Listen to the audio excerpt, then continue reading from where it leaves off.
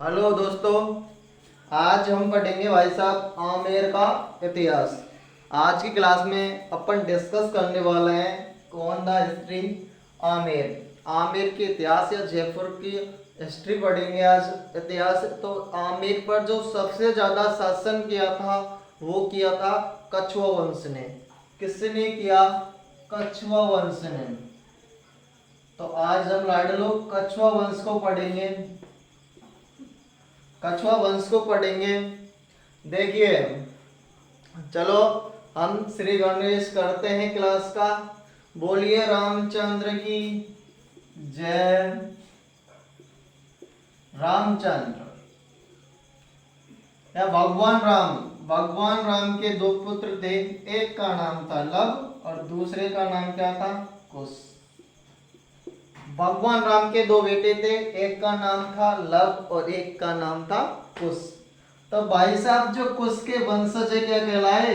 कछुआ कहलाए। कुश के वंशज क्या कहलाए? कछुआ कहलाए। तो आपको पता है भगवान राम कौन थे? सूर्यवंशी। तो ये कौन है? सूर्यवंशी। भगवान राम कौन थे? सूर्यवंशी। सूर्यवंशी थे।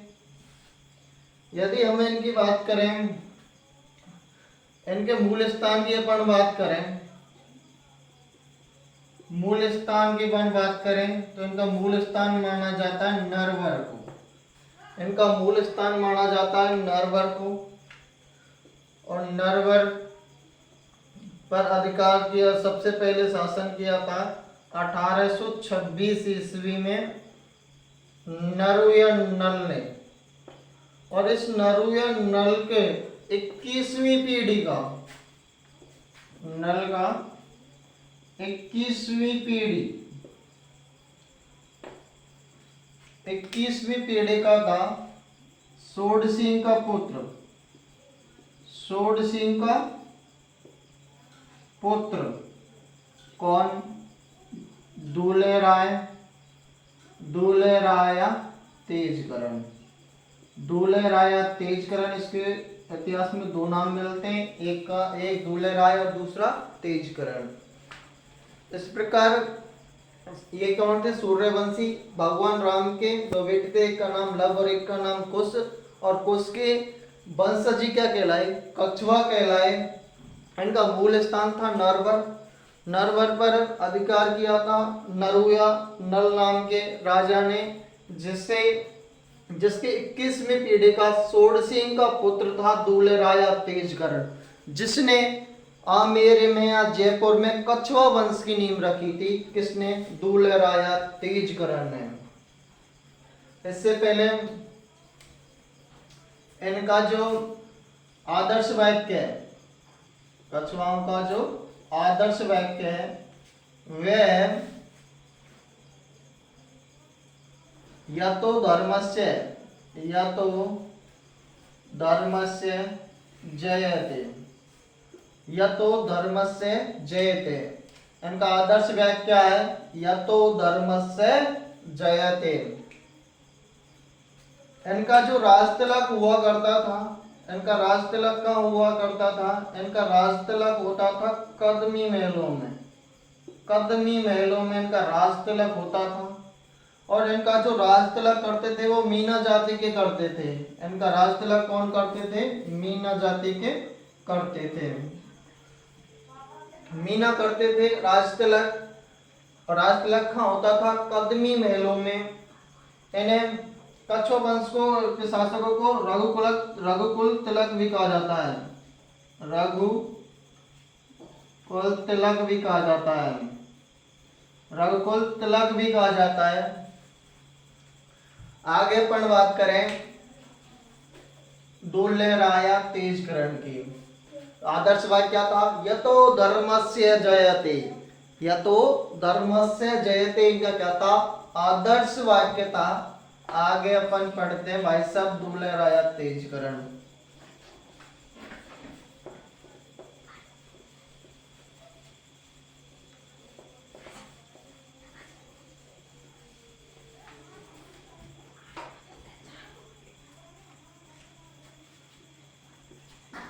दूले दूल्हे राय या तेजकरण।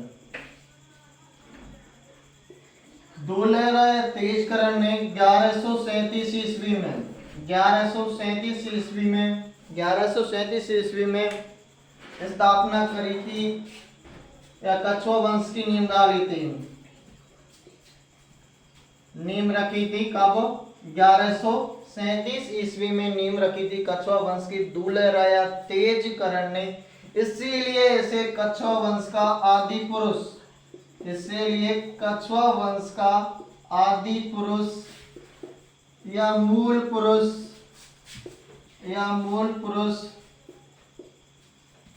आदि पुरुष या मूल पुरुष कहा जाता है। किसको?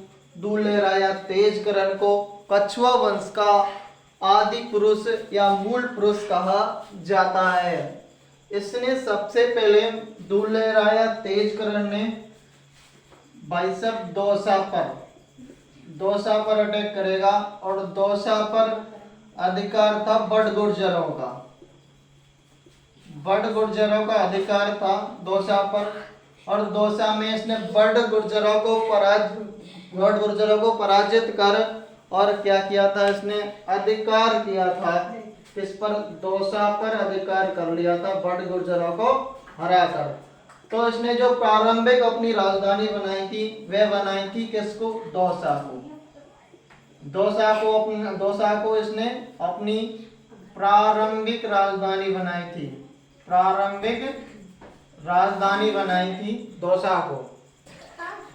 इसके बाद इसने भाई साहब अब अटैक करेगा रामगढ़ पर। तो रामगढ़ पर मीनाओं का अधिकार था।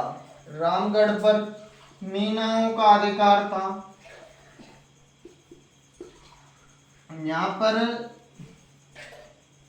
सुसावत मीनार का अधिकार था। इसने दूल्हे राय तेजकरण ने मीनाओं को पराजित कर और यहाँ पर इन्हें जमुआई माता के मंदिर का निर्माण करवाया था। एक मंदिर बनवाया था जिसका नाम आता है जमुआई माता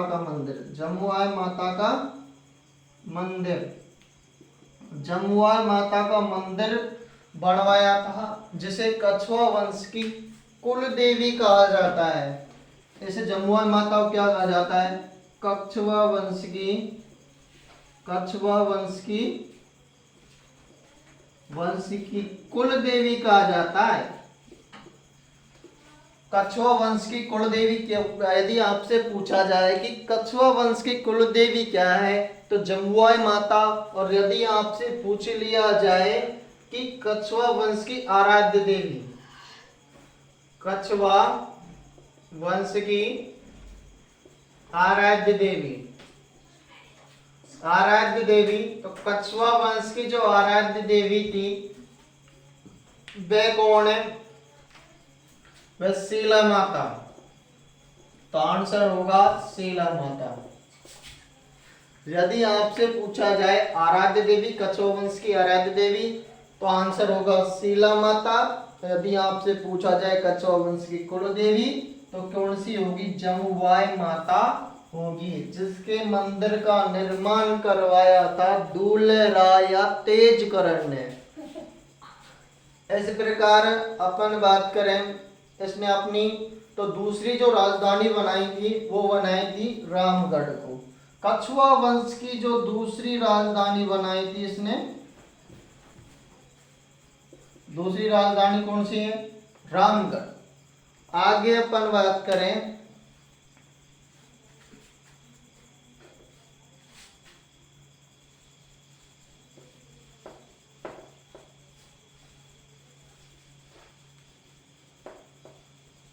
अब दूल्हे राय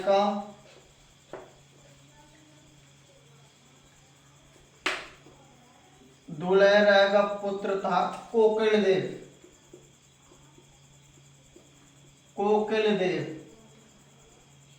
इसका पुत्र था कोकिल देव। और कोकिल देव ने 1207 में आमेर पर अधिकार कर इसने भाई साहब 1207 में आमेर पर अधिकार कर लिया, और आमेर पर अधिकार कर यानी कछुआ वंश की तीसरी राजधानी बनाई थी। तीसरी राजधानी बनाई थी कौन? आमेर। तो आमेर को तीसरी और कछुआ वंश की प्रथम राजधानी आमेर को बनाया था कोकण देव ने। कब बनाया था? 1207 में। तो सर्वप्रथम जो आमेर को राजधानी बनाया था कछुआ वंश की, वह बनाई थी कोकिल देव ने। अब यही राजधानी रहेगी 1727 तक। 1727 तक यही राजधानी रहती है आमेर। आगे अपन बात करें, एक नाम और मिलता है पृथ्वीराज कछुआ। पृथ्वीराज कछुआ। इन शासकों की कोई ज्यादा डिटेल नहीं दी हुई है, इनकी एक एक दो दो लाइन है। यदि हम पृथ्वीराज कछुआ की बात करें तो जो पृथ्वीराज कछुआ है, पृथ्वीराज कछुआ ने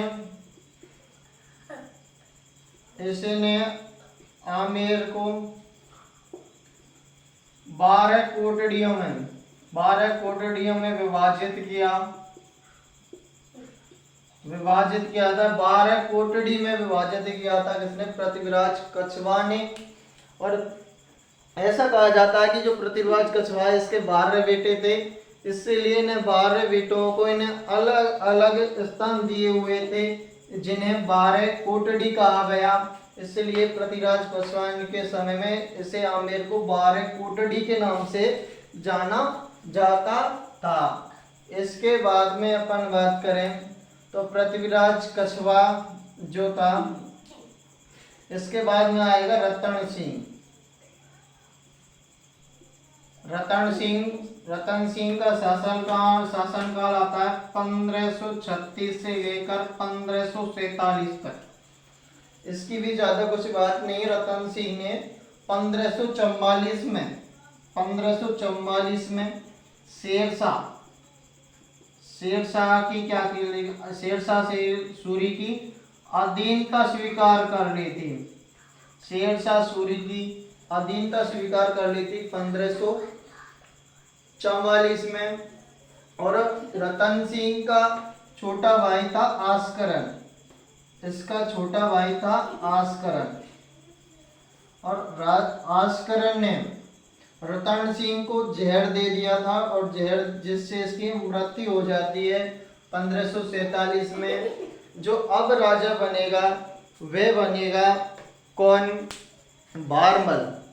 कौन बनेगा अब? बारमल बनेगा।